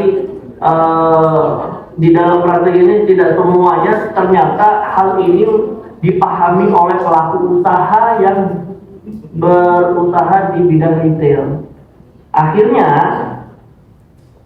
saya tidak mau mendiskreditkan salah satu oknum atau pihak-pihak ataupun institusi, namun yang terjadi di dalam praktek yang akhirnya itu menjadi malapetaka bagi pelaku usaha, khususnya di bidang retail. Jadi ketika ada satu konsumen datang terus kemudian dia memaksa untuk membayar itu dengan menggunakan tunai, padahal sudah disampaikan oleh kasir ataupun oleh pihak-pihak misalkan SPG dan lain sebagainya yang menyatakan bahwa Pak, kita tidak menerima pembayaran tunai, Pak, boleh nggak membayar dengan menggunakan cashless dan lain sebagainya. Nah, mereka ini kan tidak mengetahui, tidak memahami tentang konteks ketentuan keberlakuan atas adanya suatu transaksi tunai dan non tunai, baik itu di dalam peraturan Bank Indonesia maupun ada di dalam undang-undang tentang mata uang. Kita pun mungkin sebagai praktisi di bidang hukum juga tidak mengerti hal-hal ini, hal-hal yang mungkin di luar dari jangkauan kita. Tapi ternyata ya, ketika ada satu pelaku usaha yang menolak pembayaran konsumen dengan alasan ini merupakan kebijakan internal, atau mungkin dua, ada satu presiden yang mengakibatkan jadinya akhirnya toko tersebut atau retail tersebut menerima pembayaran dengan uang tunai yang akhirnya uang tunai itu ternyata uang palsu. Itu. Nah, ketika itu menjadi suatu bentuk resiko, akhirnya itu menjadi suatu kerugian bagi si pelaku usaha retail ini, akhirnya dia memperlakukan untuk menggunakan yang namanya transaksi tunai. Nah, kalau misalkan contoh, pembayaran harus dipaksa mau pembayaran tunai, harus dipaksa mau, kemudian dibayar pakai uang palsu. Yang ganti siapa? Nggak mungkin kita meminta ganti rugi kepada SPG ataupun kasir ataupun orang-orang yang memang menjaga ataupun bekerja di dalam retail tersebut. Nah, akhirnya apa? Itu akhirnya ditelan mentah-mentah ataupun menjadi kerugian bagi si pelaku usaha. Nah, ketika ada yang menyarankan dari toko retail tersebut untuk bisa menggunakan pembayaran cashless, kemudian dia memitigasi agar tidak menggunakan sebisa mungkin menggunakan pembayaran tunai, akhirnya ditolaklah pembayaran tersebut. Tapi lucunya di dalam case ini, konsumen ini memaksa, saya nggak mau bayar pakai kartu, saya mau bayarnya pakai cash saja. Padahal sudah dikasih tahu ada QRIS, ada juga, dan nggak mungkin pas ditanya transfer aja Pak, kan enak dong. Dibilang katanya dalam case ini ya, dibilang katanya, dan ini fakta nih, case ini benar-benar fakta. Dibilang katanya saya tidak punya rekening dan saya tidak punya mobile banking. Ya masa zaman hari gini kemana aja gitu. Nah, lucunya itu orang-orang yang memang dilihat secara penampilan, dilihat secara apa ya, tata bahasanya, seperti bukan orang yang tidak berpendidikan, tapi orang yang berpendidikan. Ya, masa hari ini zaman sudah modern seperti zaman digitalisasi, diminta untuk membayar kredit dia nggak mau, disuruh bayar pakai kartu kredit, kartu dia nggak punya kartu kredit atau ATM juga nggak ada kartu kredit. Dibilang untuk ya kalau itu transfer aja, dibilang dia nggak mau dan dia bilang ada tidak punya nomor tidak punya mobile banking. Nah ini kalau ada hal-hal yang seperti itu, konsumen yang seperti itu dan memaksa untuk membayar uang itu, ini hati-hati. Kadang-kadang ketidaktahuan atas adanya ketentuan peraturan yang ada, akhirnya ini dijadikan sebagai celah untuk membuat kerugian terhadap si pelaku usaha. Akhirnya konsumen tersebut melapor ke aparat penegak hukum. Saya pun baru tahu ketika kita tidak melayani orang untuk membayar uang tunai itu ada pidananya katanya. Nah, timbul persoalan dalam teknologi itu, apakah penolakan pembayaran uang tunai itu melanggar hukum dan ini ada ancaman pidananya? Balik, saya coba lanjutkan kok hilang ini.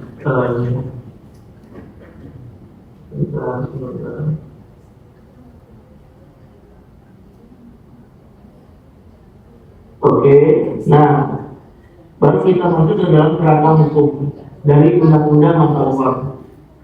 Di dalam Undang-Undang Nomor 7 Tahun 2011 tentang Mata Uang ada di dalam ketentuan pasal 21 ayat 1, rupiah wajib digunakan dalam setiap transaksi pembayaran. Oke.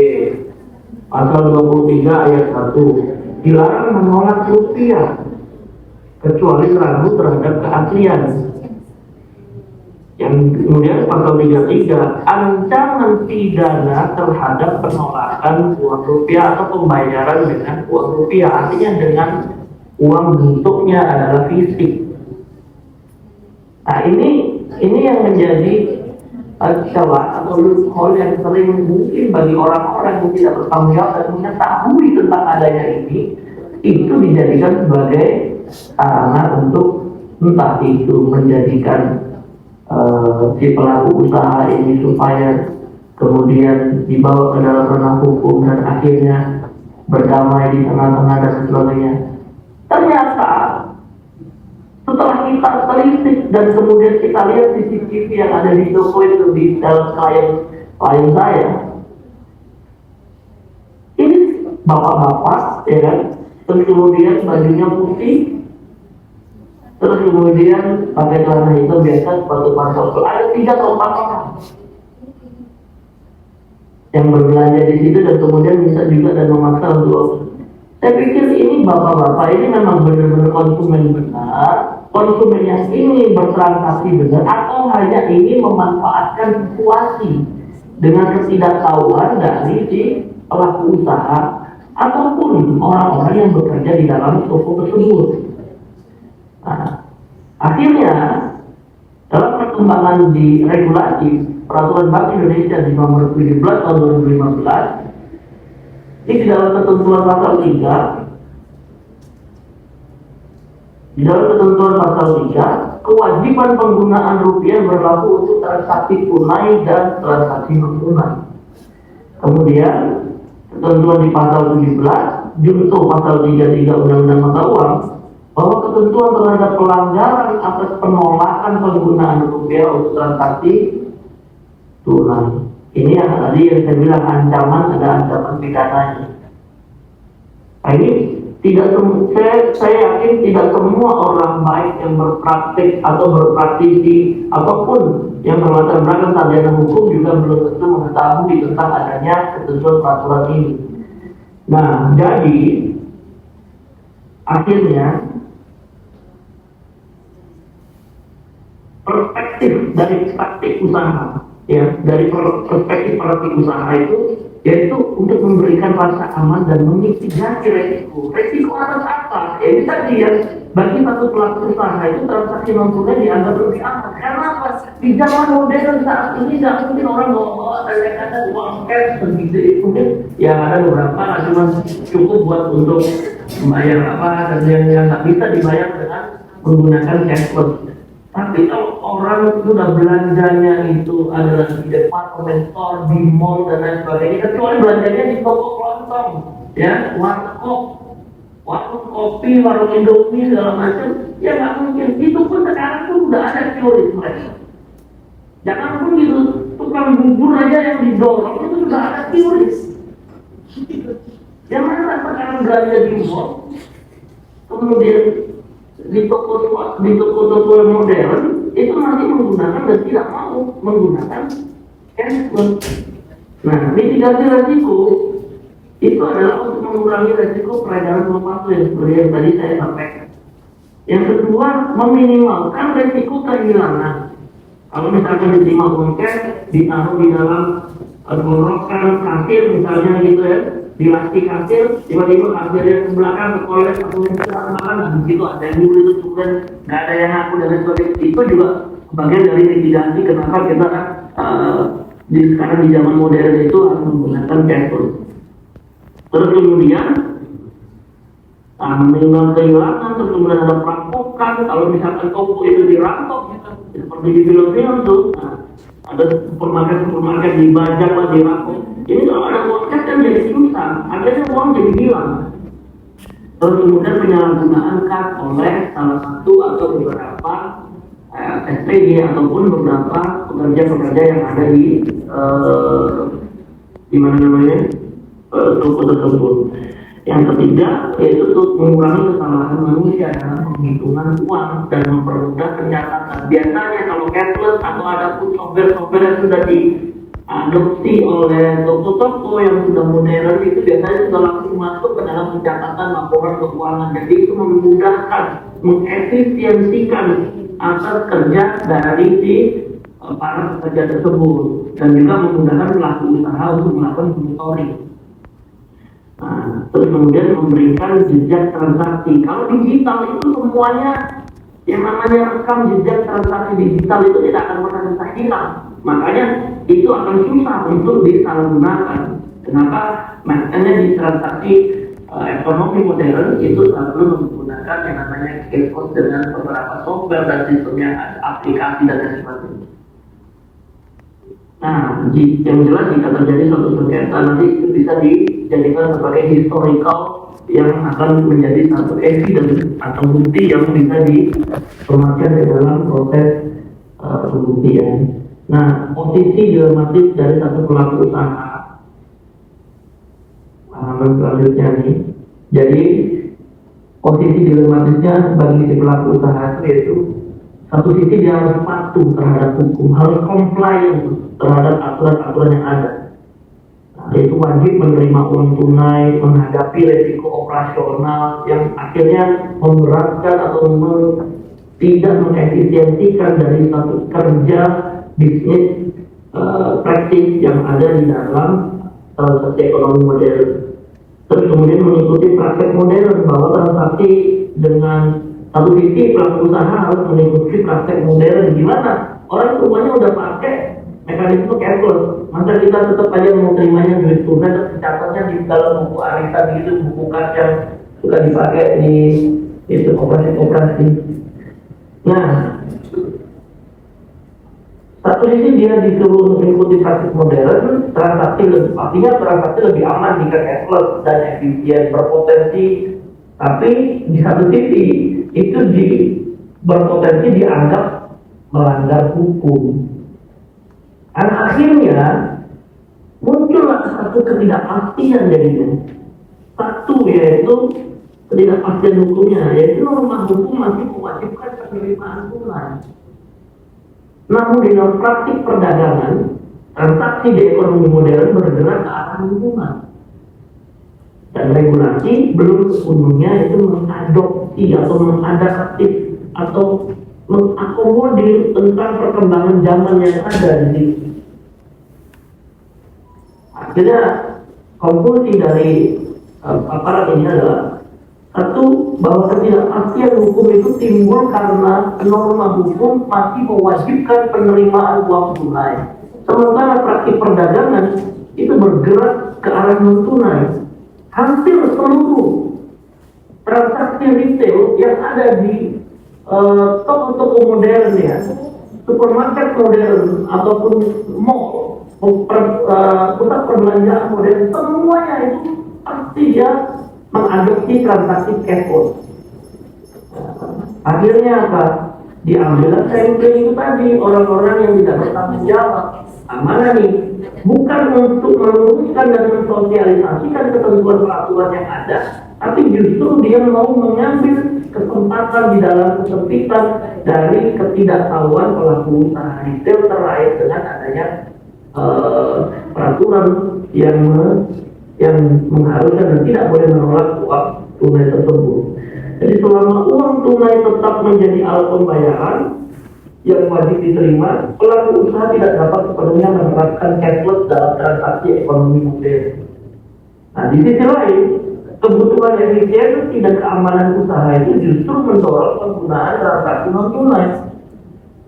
Tantangan hukum ke depan adalah menyelaraskan regulasi dengan realitas transaksi modern atau transaksi ekonomi modern tanpa harus menghilangkan yang namanya kepastian hukum.